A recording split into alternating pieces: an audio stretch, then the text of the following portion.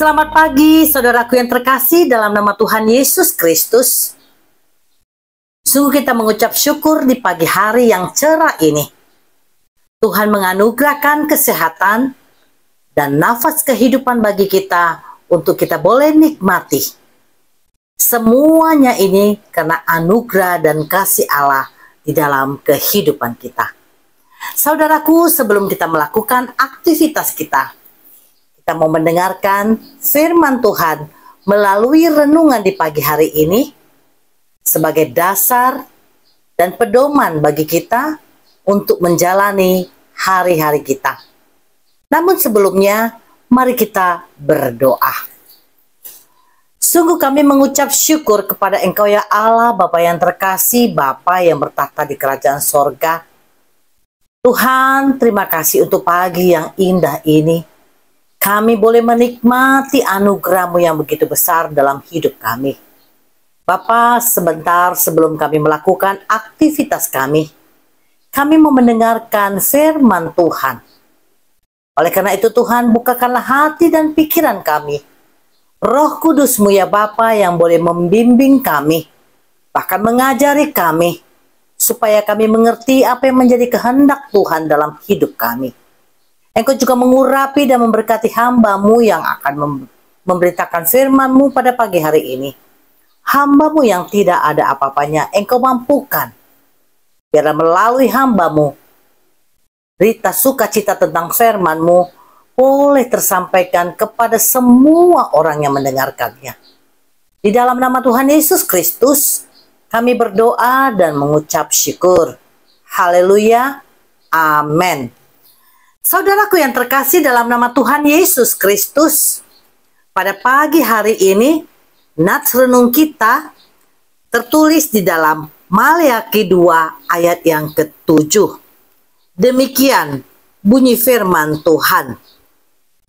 Sebab bibir seorang imam memelihara pengetahuan, dan orang mencari pengajaran dari mulutnya. Sebab dialah utusan Tuhan semesta alam. Amin. Demikian firman Tuhan. Saudaraku yang terkasih dalam nama Tuhan Yesus Kristus, nats renungan kita pada pagi hari ini dalam perikopnya berjudul Murka Tuhan terhadap imam. Saudaraku, ketika itu bangsa Israel telah kembali dari pembuangannya di Babel. Bangsa Israel adalah bangsa yang Tuhan kasihi. Tuhan sangat mengasihi bangsa Israel. Tuhan memberkati, bahkan memulihkan bangsa Israel menjadi suatu bangsa yang besar. Dengan berjalannya waktu, saudaraku yang terkasih, ketika itu terjadi kemerosotan moral. Walaupun memang bangsa Israel ketika itu masih tetap menyembah Tuhan. Tetapi hal itu terjadi ketika para imam memberikan pengajaran-pengajaran yang menyimpang dari ajaran yang diberikan oleh Tuhan. Hal ini terjadi karena para imam-imam yang diutus oleh Tuhan memberikan ajaran-ajaran yang tidak seturut dengan kehendak Tuhan. Hal ini dapat kita baca di dalam Maleakhi 2 ayat yang ke-8. Saudaraku, seorang imam adalah orang-orang yang diutus oleh Tuhan, yang dikhususkan untuk memimpin pelayanan rohani, mengajar, dan membimbing rohani kepada para jemaat.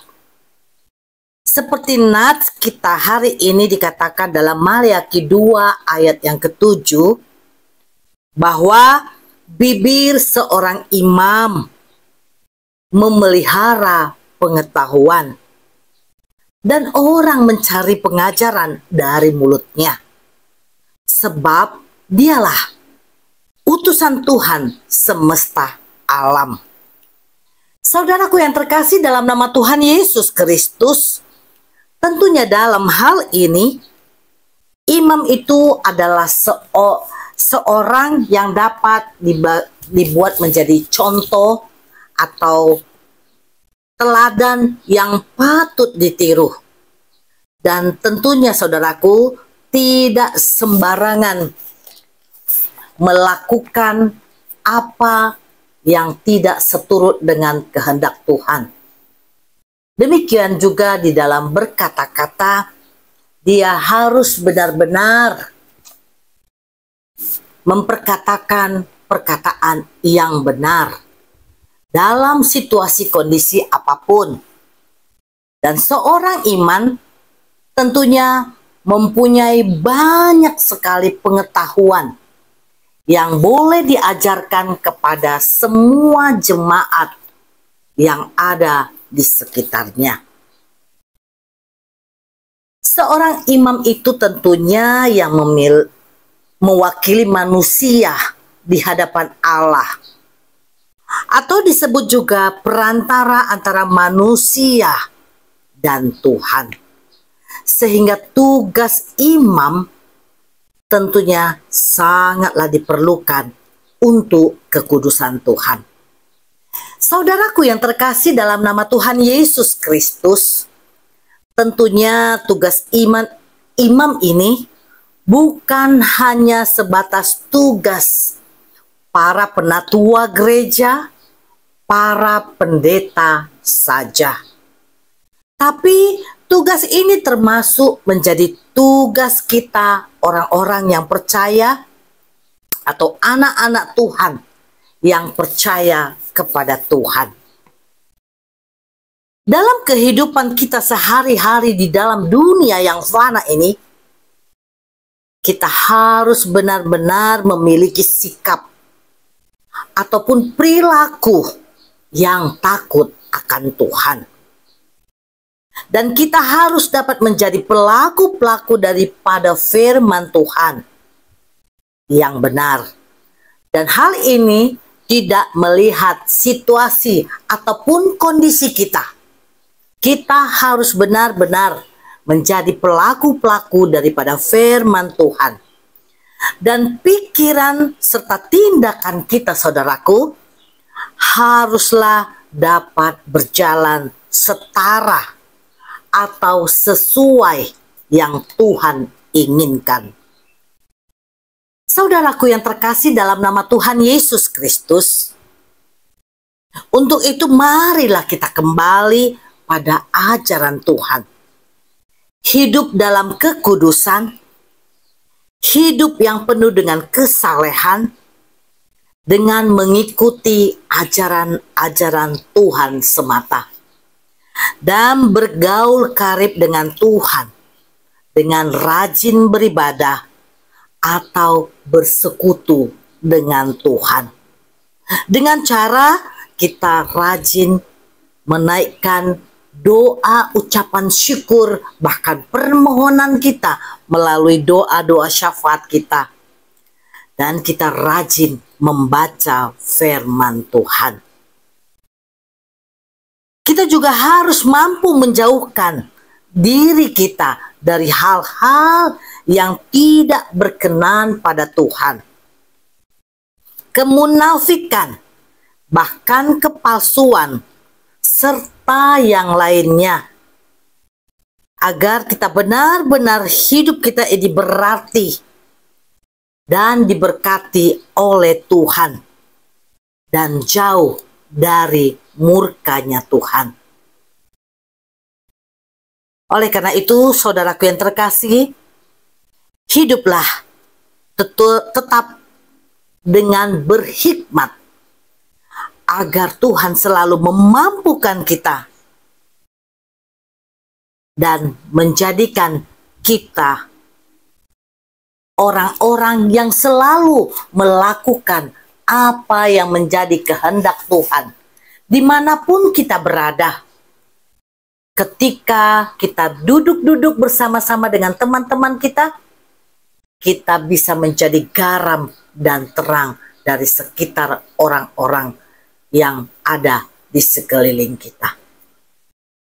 Oleh karena itu, saudaraku yang terkasih, jadilah imam yang diutus oleh Tuhan, yang berperilaku dan bertindak seturut dengan kehendak Tuhan. Melalui perkataan kita, pemikiran kita, dan tingkah laku kita, biarlah semuanya itu seturut dengan kehendak Tuhan. Amin. Mari kita berdoa. Sungguh mulia kasih-Mu ya Allah, yang boleh memberikan kami firman yang terbaik untuk kami boleh ingat kembali Tuhan Yesus, apa yang Engkau inginkan di dalam kehidupan kami, supaya kami tidak dapat murka-Mu. Biarlah Tuhan Engkau bentuk kami seturut dengan kehendak-Mu, dan kami boleh menjadi pelaku-pelaku daripada firman-Mu, dan kami boleh menjadi imam yang Kau utus Tuhan, untuk memberitakan akan firman-Mu dimanapun kami berada Tuhan. Oleh karena itu Tuhan, perlengkapi kami, mampukan kami untuk menjadi garam dan terang di sekitar kami, dimanapun kami berada. Dan kami boleh menyatakan kebenaran itu benar, kesalahan itu salah. Walaupun apa yang diberikan, iming-iming dari duniawi yang fana ini Tuhan, kami mau tetap seturut dengan kehendak-Mu ya Allah. Terima kasih firman-Mu yang selalu mengingatkan kami. Jadikan kami pelaku-pelaku daripada firman-Mu di dalam kehidupan kami hari lepas hari.